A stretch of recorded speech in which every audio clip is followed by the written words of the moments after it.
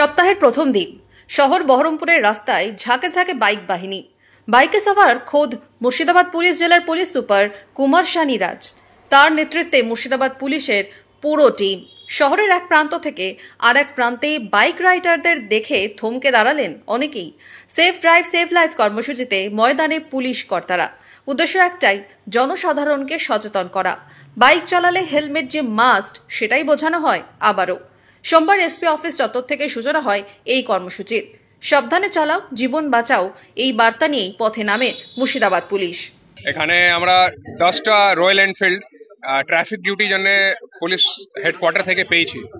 তো এই সব জেলায় পেয়েছে, তো আমরা 10টা পেয়েছি। একে নিয়ে আমরা একটা জাস্ট জেনারেল পাবলিক অ্যাওয়ারনেস কি একটা হেলমেট পরে চলতে হবে, বেসিক সিট লাইট ট্রাফিক আইন মানতে হবে। তো আমরা আমাদের ট্রাফিক প্রসিকিউশন অনেকটাই বেড়েছে আগে থেকেই। দুর্ঘটনা রোধে কোথাও কোনোভাবে ট্রাফিক আইন ভাঙলে কড়া ব্যবস্থা নেওয়ারও হুঁশিয়ারি দেওয়া হয়। মুর্শিদাবাদ পুলিশের ফোকাসে ট্রাফিক ব্যবস্থা। মুর্শিদাবাদ জেলায় দুর্ঘটনা রোধে পরিসংখ্যান কি বলছে, দুর্ঘটনার হার কি কমছে, কি জানালেন পুলিশ সুপার। এখন আমাদের 500 থেকে 600 প্রসিকিউশন হচ্ছে ডেইলি।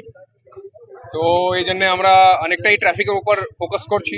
একটা এনএচ এর উপর অ্যাক্সিডেন্টও লাস্ট মাস 1.5 মাস থেকে একটু কমেছে, লেকিন এখন অনেকটা চেষ্টা করার এখনো আছে। আরেকটা প্রয়ত্ন করতে হবে আমাদেরকে, তাকি অ্যাক্সিডেন্ট যত লস অফ লাইফ যত কম হতে পারে, যত ফেটাল অ্যাক্সিডেন্ট কমবে, দ্যাট ইজ আওয়ার টার্গেট।